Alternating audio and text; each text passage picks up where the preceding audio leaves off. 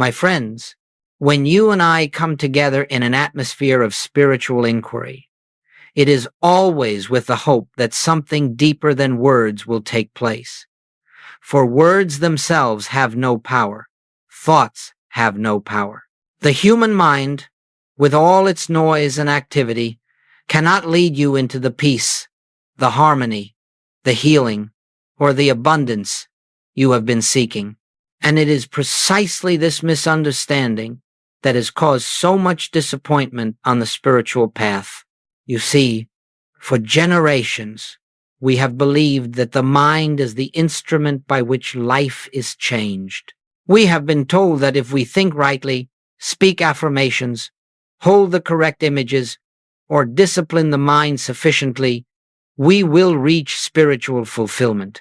But I say to you, that which begins in the human mind remains bound to the human mind, and the human mind is never the creator, it is never the source. The mind is an avenue of awareness, nothing more. It is not a power, neither for good nor for evil. It cannot heal you, it cannot supply you, it cannot save you from fear or from lack. And the more earnestly you try to use the mind to obtain spiritual results, the more you bind yourself to the very limitation you wish to escape. Now, I know that many have turned to mental practices with sincerity and devotion. Many have repeated affirmations, visualized outcomes, denied appearances, and attempted to manipulate thought. Some have had temporary results, yes, but temporary results are not spiritual law. Temporary results are not the revelation of God. They are merely the shifting of shadows on the screen of consciousness, while the light behind the screen remains untouched. And so I invite you now to consider something very gently, very quietly. If the mind is not the creative center, if the mind cannot bring forth harmony, then what is the purpose of all this mental labor we have been doing? Why are we weary? Why have we pushed and strained and affirmed and denied and still found ourselves standing in the same place, with the same fears, the same doubts, the same sense of separation? It is because you have been trying to reach the infinite with a finite instrument. You have been trying to touch the eternal with that which passes away. You have attempted to use the intellect to reach what can only be known in the depths of the soul. All spiritual truth begins with this recognition. The mind is not the self. The mind is merely the servant of the self. And as long as you believe that the mind can create, attract, or manifest, you will remain separated from the very presence that already is your fulfillment. When the Master said, "I can of mine own self do nothing," he was not speaking of weakness. He was revealing a great secret.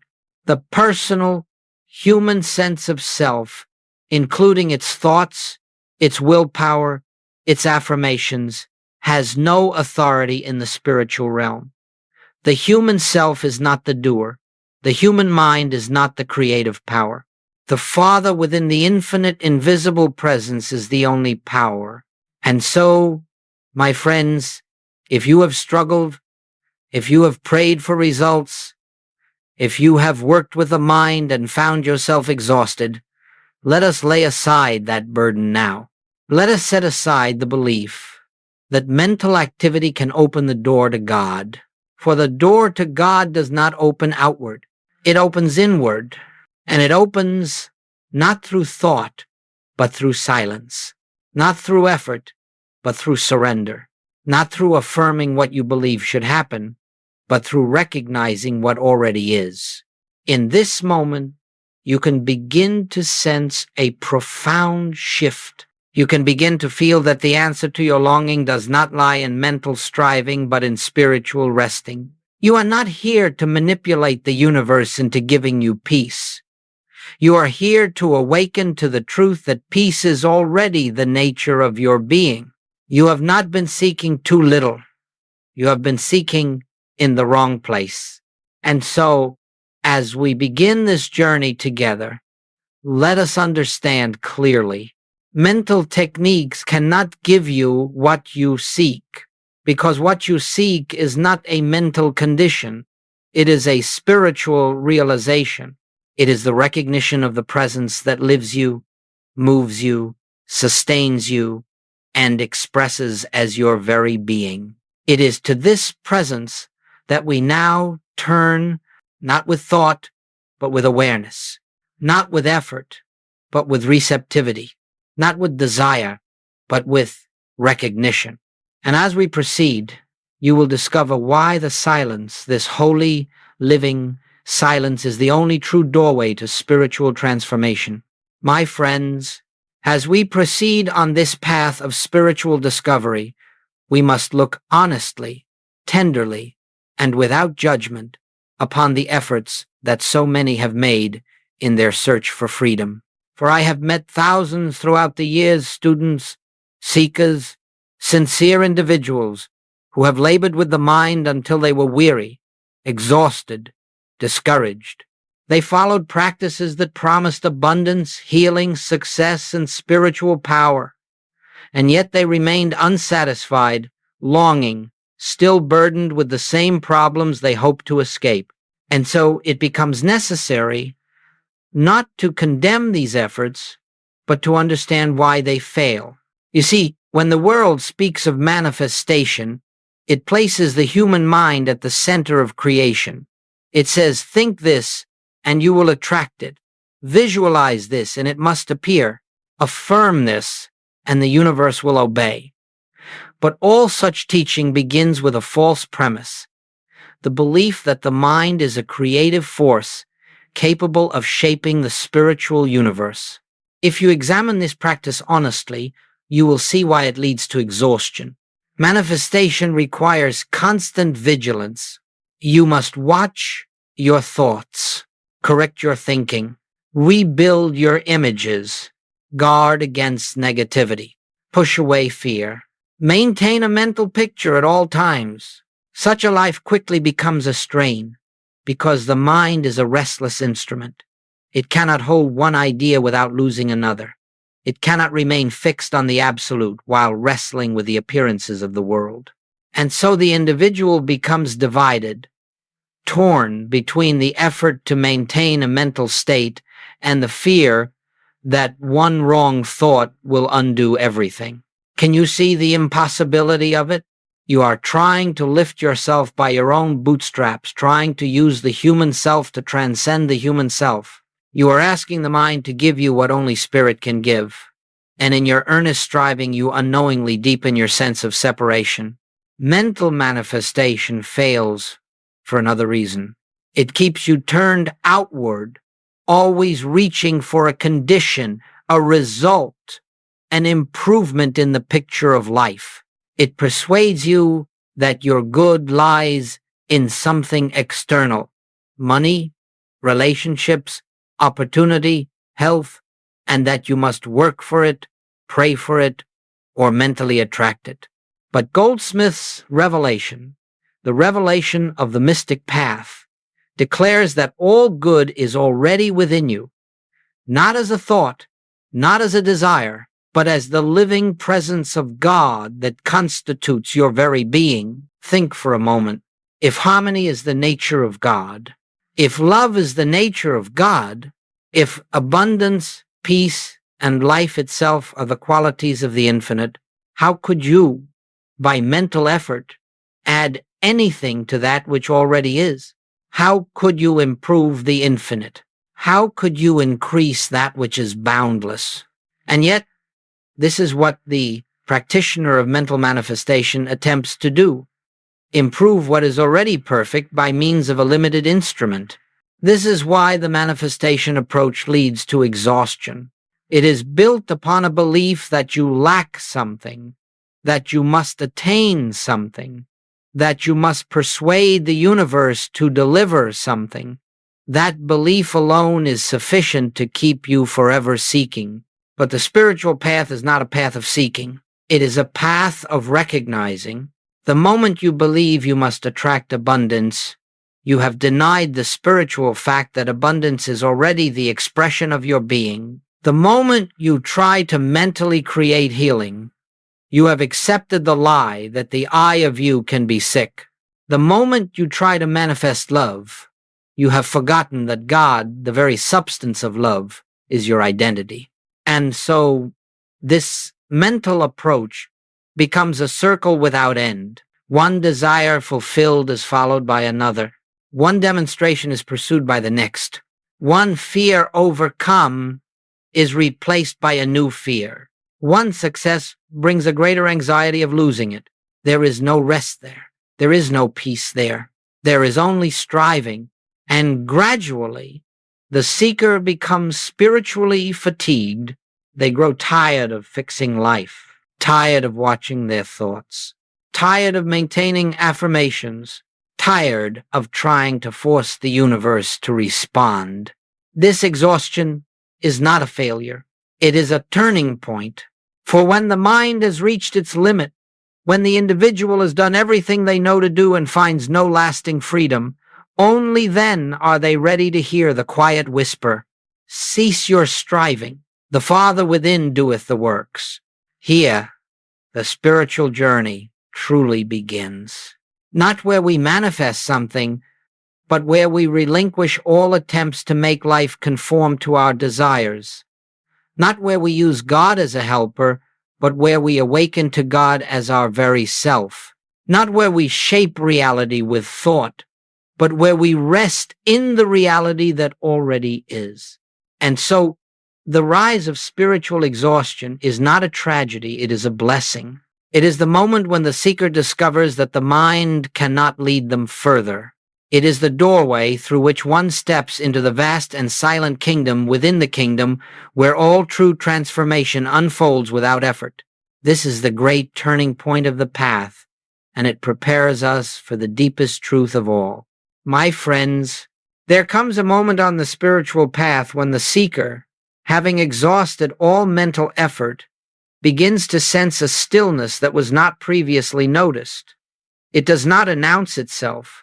It does not demand attention.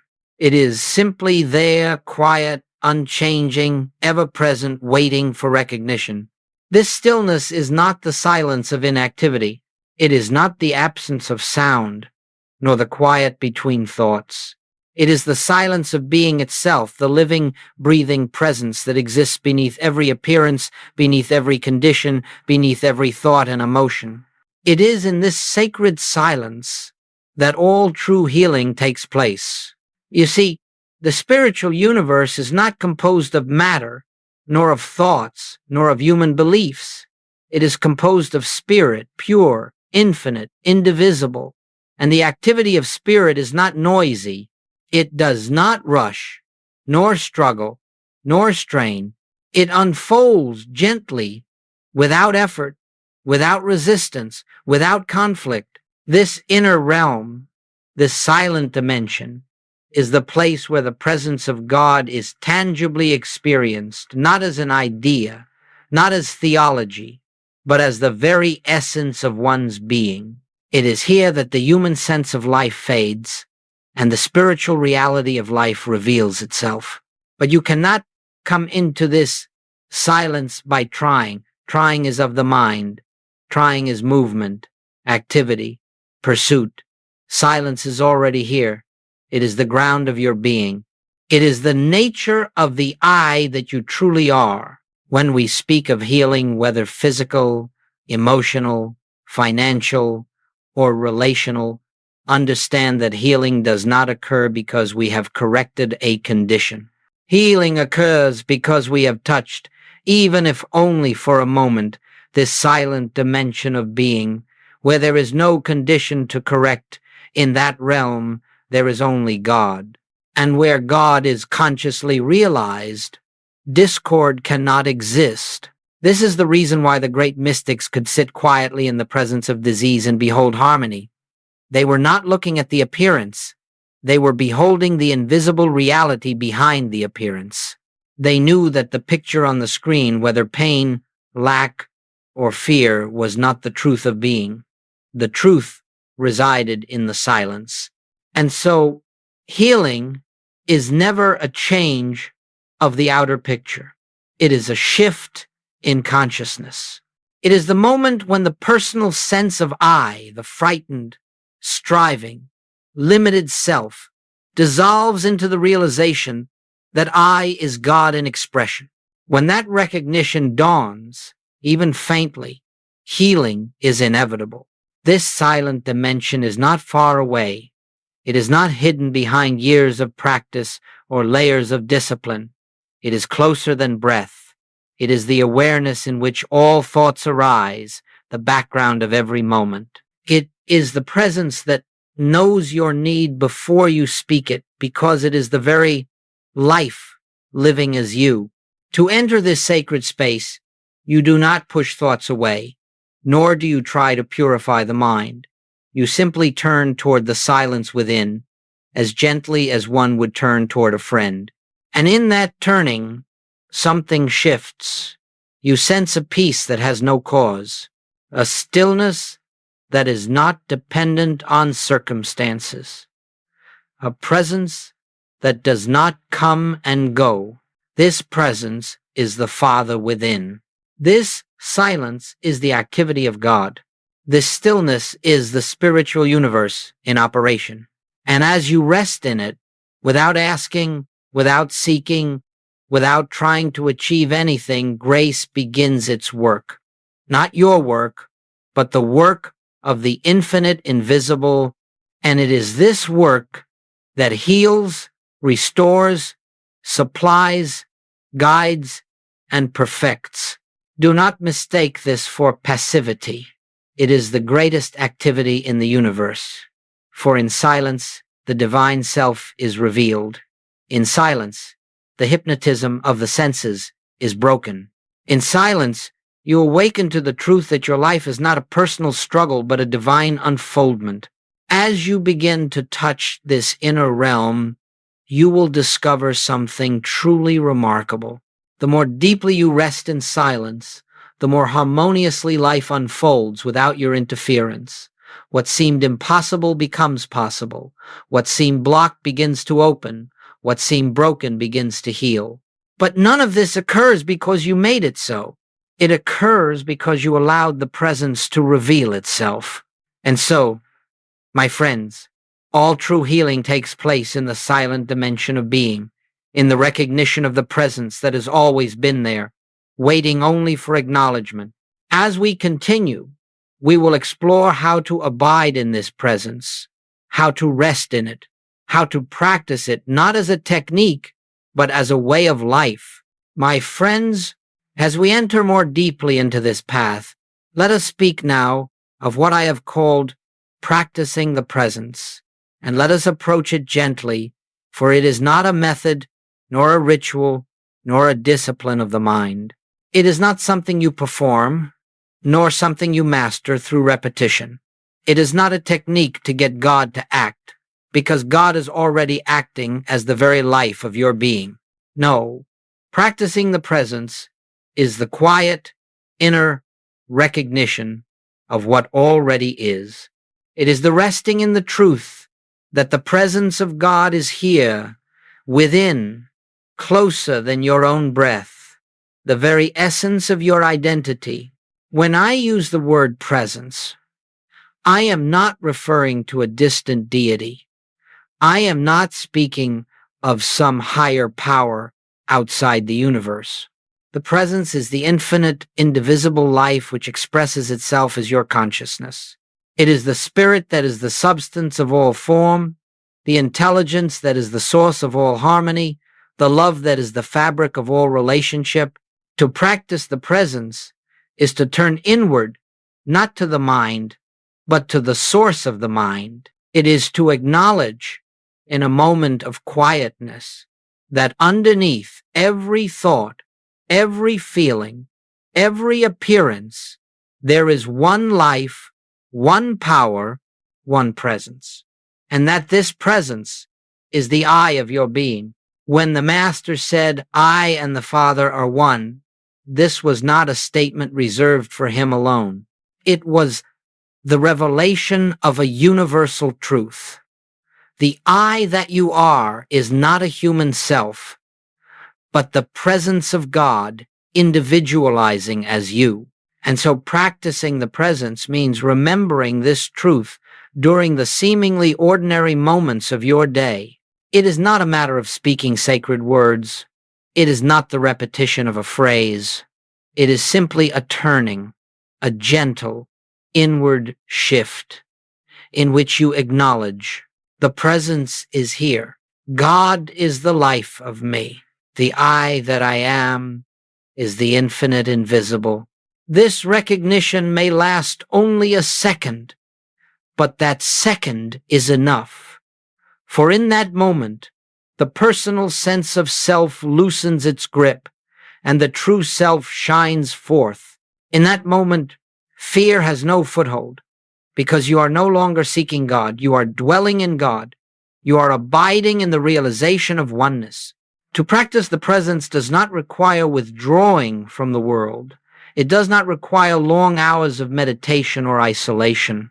It requires only the willingness to pause inwardly and step out of the belief that you are a personal mind operating in a material universe. Think of it this way. The presence is always here, but we are seldom attentive to it. We are absorbed in activity, thought, emotion, reaction. Practicing the presence is the act of remembering what is true behind all these appearances. Perhaps you are driving. A moment arises, be still. Perhaps you are preparing your meal. A moment arises, turn inward. Perhaps you are speaking with another. A moment arises, remember the presence, shining as both of you. These moments, though brief, accumulate. They soften the ego. They dissolve fear. They lift consciousness out of its human sense and into the intuitive knowing of the infinite. And gradually you discover that the presence is not something you visit, it becomes the atmosphere in which you live. Now, I must tell you something important. If you try to practice the presence to change a condition, you have missed the essence. The presence is not a tool for solving problems. It is the truth of your being.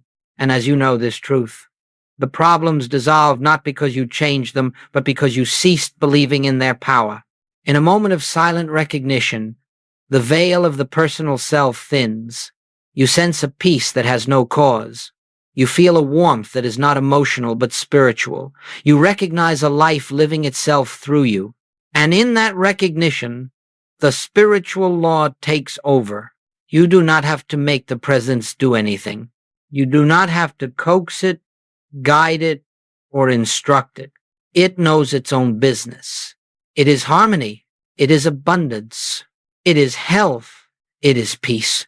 Your part is only to recognize it, to acknowledge it, to rest in it, to dwell silently in the assurance that the presence goes before me, the presence accompanies me, and the presence is the essence of all that concerns me. This is the true meaning of practicing the presence. Not activity, but awareness. Not effort, but surrender. Not seeking God, but knowing that God is the very life that is living you.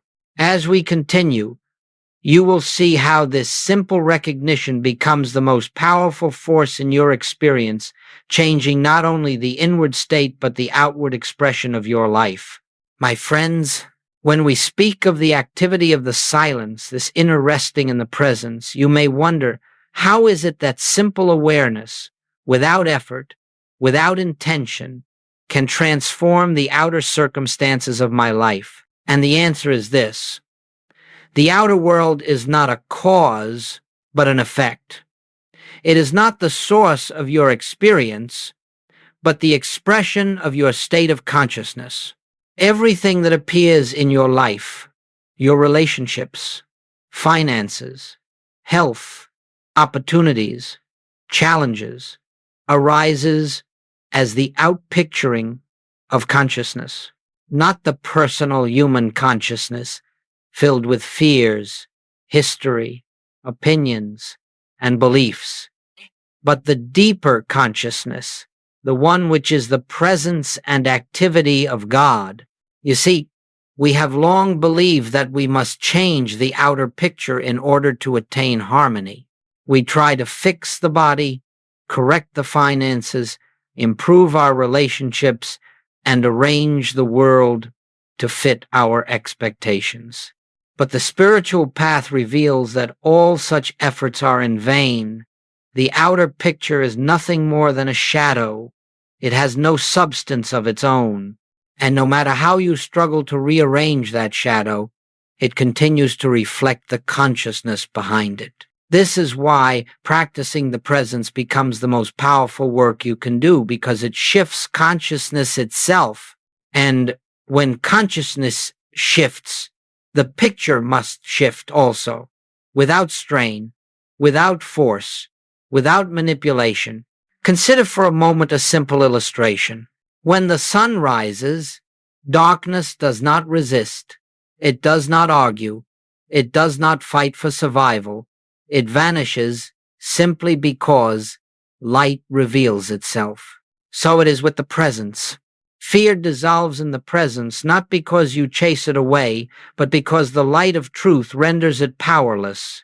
Lack dissolves not because you acquire more things, but because you awaken to the fact that abundance is the nature of God and God is the substance of your being. Illness dissolves not because you treat the body, but because you come into contact with the life that cannot be sick. All spiritual healing is the revelation of what already is, not the creation of something new. And this revelation occurs only in silence. Now, let us go deeper. The silent practice rewrites your reality because it removes the false sense of I, the personal ego that believes it must manage life.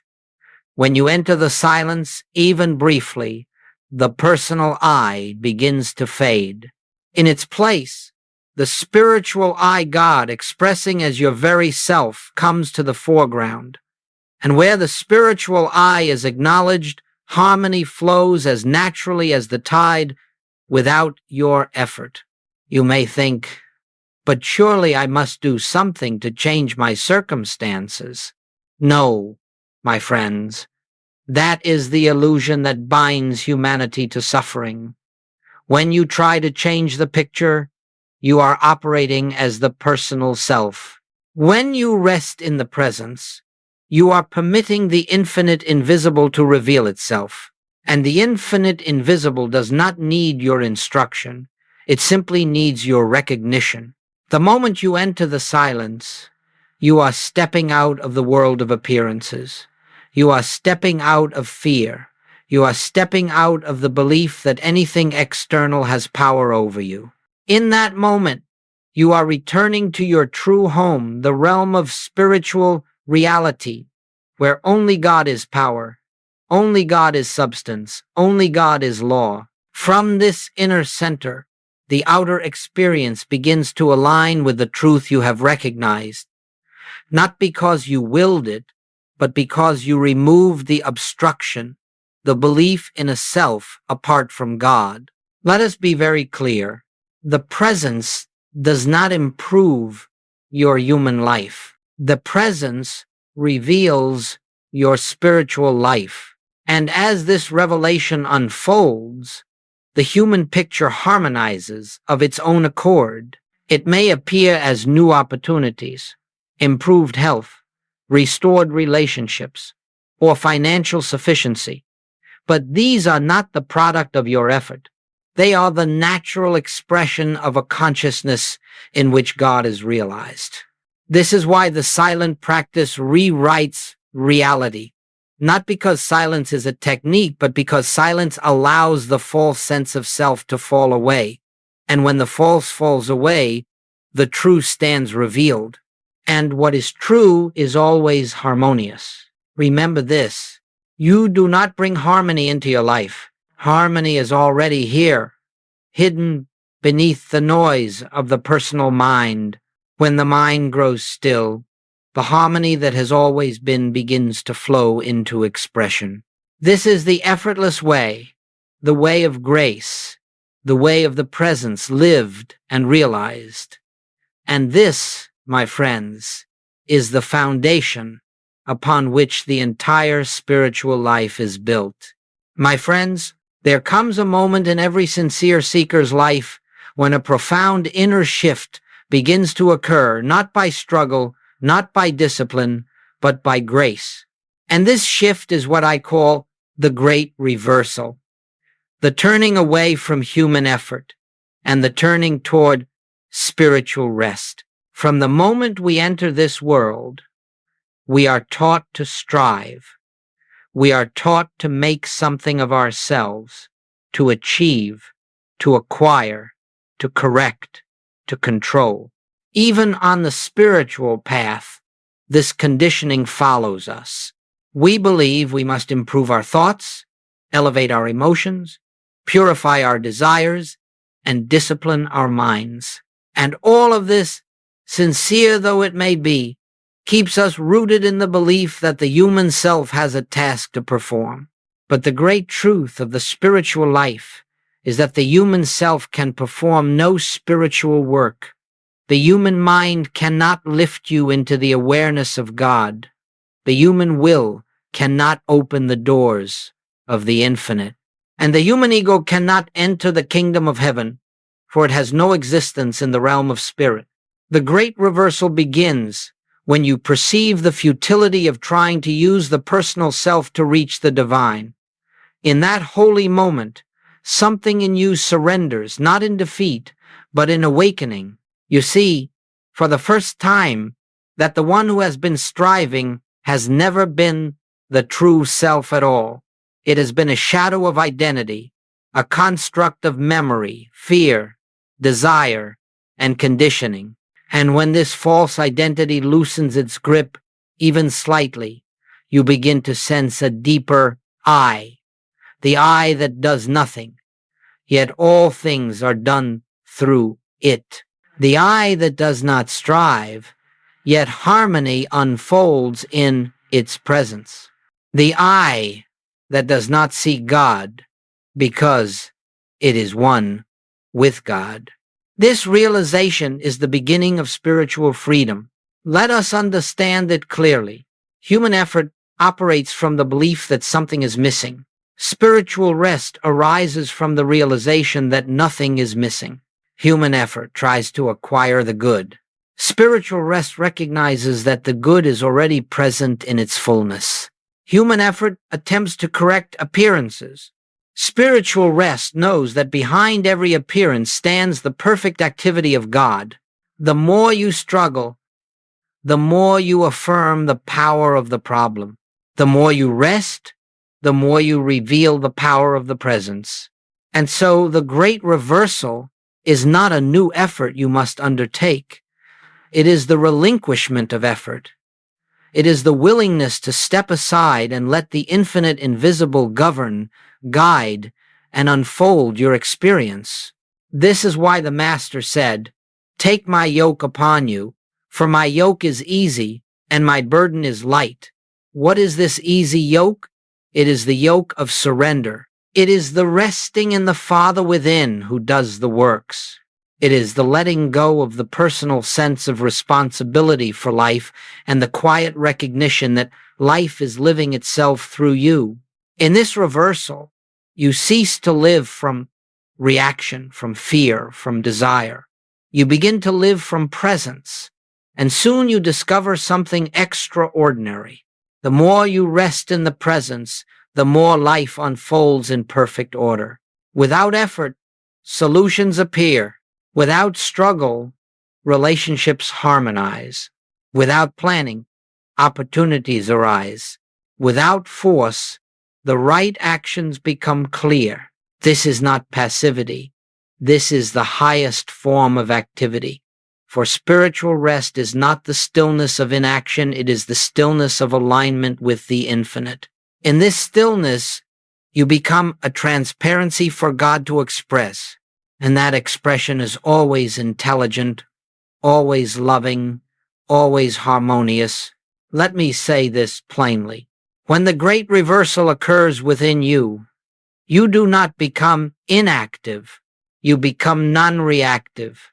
You do not withdraw from life. You enter life more fully, but without anxiety. You do not stop acting.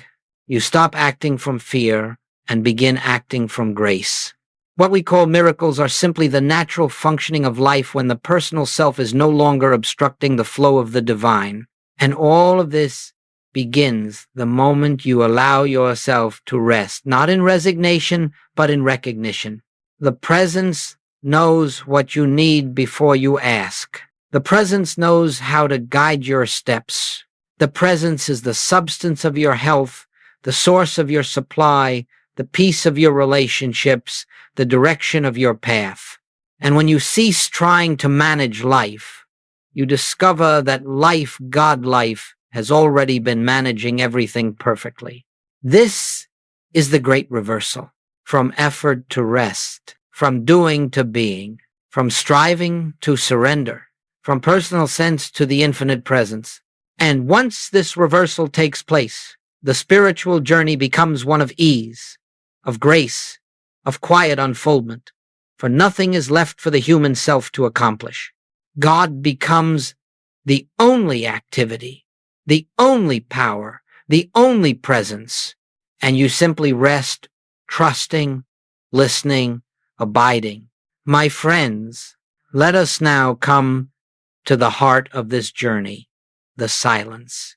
Not the silence created by closing the door, not the silence of withdrawing from activity, but the silence that exists beneath all sound, beneath all thought, beneath all striving, the silence that is the presence of God.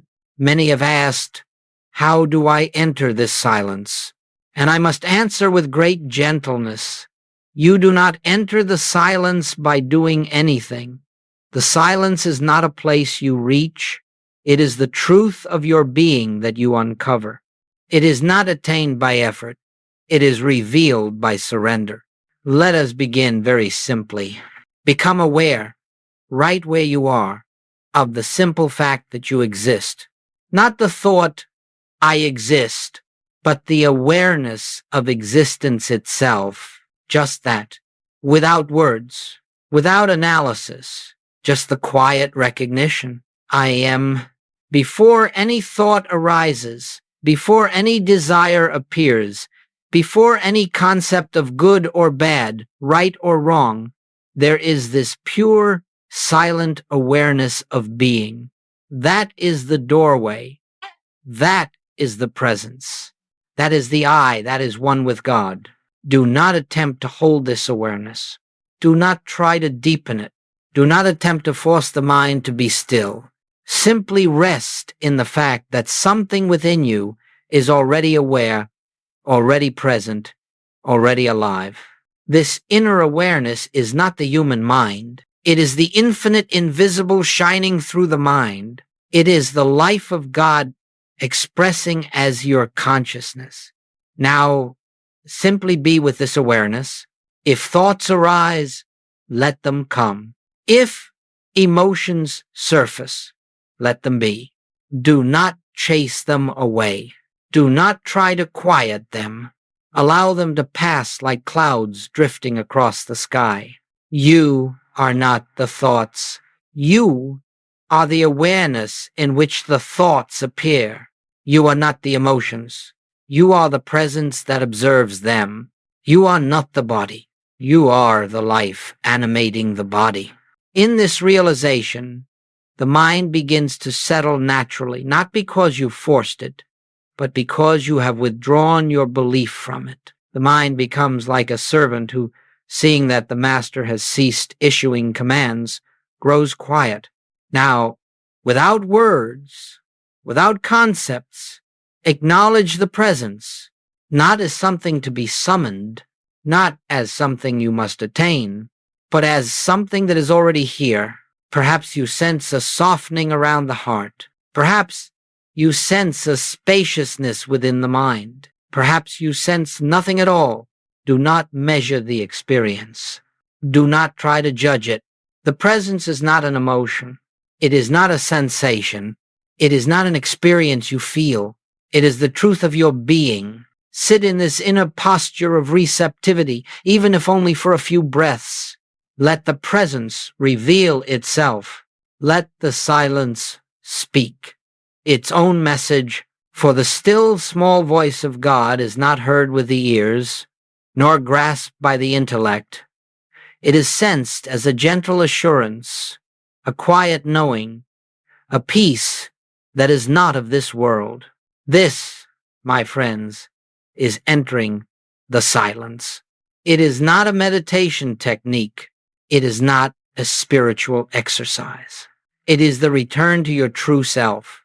It is the recognition that beneath the noise, beneath the activity, beneath the personality, there is a vast, boundless awareness in which all things arise and dissolve. And that awareness is the presence of God. As you rest here, something beautiful begins to happen. The personal self loosens, the mind unburdens, the heart opens, fear begins to melt, and you feel, not emotionally, but spiritually, a sense that everything is already all right. For in the silence, you come face to face with reality. Not the reality of appearances, but the reality of being. Not the reality of problems, but the reality of presence. Not the reality of effort, but the reality of grace. If you remain here only a moment, you have touched eternity. If you return here daily, your life will be transformed not by your doing, but by the activity of the infinite taking place within you. Let this be understood clearly. You did nothing. You accomplished nothing. You made no effort. You merely stepped aside and allowed the presence to reveal itself. This is the entire secret of the spiritual path. To rest, to listen, to be, and to let God be God in you. My friends, as you begin to taste the silence, even briefly, you will notice something remarkable. The silence does not stay in the meditation chair. It follows you. It accompanies you into the day. It permeates the ordinary moments, the simple tasks, the conversations, the relationships, the work you do quietly, invisibly, like the fragrance of a flower. And soon you discover that spiritual realization is not confined to sacred moments. It becomes the very atmosphere in which you live. This is what it means to live the truth. Living the truth is not a matter of repeating statements or applying principles or carrying spiritual ideas into your activities. It is not a practice of forcing yourself to stay positive or to deny the negative. Living the truth means abiding in the awareness of the presence behind all appearances. It means remembering, again and again, that the I which lives your life is not the personal sense of self, but the infinite invisible, the presence of God made manifest as you. Let us see how this unfolds in the practical moments of life. Suppose you face a challenge at work, a difficult decision, or a situation laden with pressure. The human tendency is to react, to analyze, to worry, to predict outcomes. But when you are living from the silence, there arises a pause, a moment of turning inward, a moment in which the presence is acknowledged, even if silently. The presence goes before me. The presence is my intelligence. The presence is the action taking place here. And in that moment, fear loses its momentum. Confusion begins to dissolve. You find yourself guided not by reasoning or calculation, but by an intuitive clarity that comes from a deeper place than thought. The decision you make carries the imprint of grace, not strain. Or perhaps you are dealing with another person, someone who irritates you, or challenges you, or misunderstands you. The human self reacts. I am hurt, I am angry, I am offended. But when you are living the truth, a different realization arises. The presence that I am is the same presence appearing as this individual. The Christ of me beholds the Christ of them, and in that recognition, judgment falls away, compassion arises naturally, And often, without a word, the relationship begins to shift. This is not because you changed the other person. It is because you ceased reacting from the personal self and allowed the presence to see through you. Let us look at health. When symptoms arise, the human reflex is to identify the body as the self. I am sick, I am in pain, I am weak. But when you are living the truth, there is another awareness beneath the surface. The I that I am cannot be sick. The I that I am is spirit, whole and complete. The symptoms may appear, but they are not the truth of my being. You do not deny the appearance. You simply refuse to identify with it. You rest in the presence. And in that resting, healing begins, not necessarily because the body changes in that moment, but because your consciousness has shifted from the mortal sense to the spiritual fact. And where the spiritual fact is acknowledged, harmony follows. Look also at supply. The world teaches that supply comes from jobs, investments, people, or outer conditions. But when you live from the silence, you begin to see that supply is not something that flows toward you from the outside. Supply flows from the withinness of your being. It is the expression of the infinite source that is the I of you. When you rest in this truth, fear of loss begins to fade. Anxiety about the future loosens. You make decisions not from desperation, but from the calm assurance that the presence is your sufficiency in all things. And often, supply comes through channels you could never have imagined, not because you struggled, but because you trusted. Living the truth also transforms your sense of purpose. You no longer ask, what should I do with my life? Instead, you ask, what is the presence unfolding here? You cease trying to manufacture meaning and begin allowing meaning to reveal itself. You stop planning your life on the basis of personal ambition and begin letting the infinite express its purpose through you. And so your actions become more inspired, more harmonious, more aligned with the rhythm of spirit. You find yourself in the right place at the right time, meeting the right people, doing the right work, not because you arranged it, but because the presence opened the way. This is the effortless life. Not a life without activity, no, but a life without strain. Not a life without problems, but a life in which problems do not frighten you. Not a life without responsibility, but a life in which responsibility is met with grace, not anxiety. When you live from the silence, you discover that the presence is not something you visit from time to time. It becomes the center from which you live. It guides your steps, fills your words, inspires your actions, and sustains your peace. And gradually, the old sense of life as struggle, life as fear, life as effort falls away. You awaken each morning not to a day of tasks, but to a day of unfoldment. You walk through each moment not as a personal self, but as the transparency through which God expresses. You rest each night in the assurance that the presence has lived your day and will live your tomorrow. This is living the truth. This is the fruit of silence. This is the life that unfolds when you surrender the personal self and let the presence be the doer. My friends, as we come to the close of this journey together, let us gather everything we have seen, everything we have touched, into a single realization. There is only one presence. There is only one power. There is only one life. And that one is the I of your being. From the beginning of this path, you may have believed that you were seeking something outside yourself, seeking peace, seeking healing, seeking God.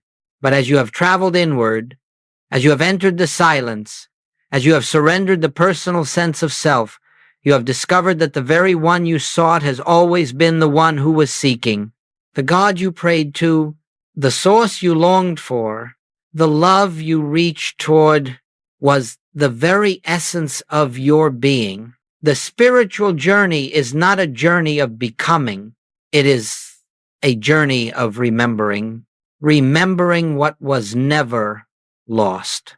Remembering who you have always been. Remembering the presence that has lived your every breath, guided your every step, sustained your every moment. You are not returning to God. You are awakening to the truth that you never left. Let us reflect quietly now.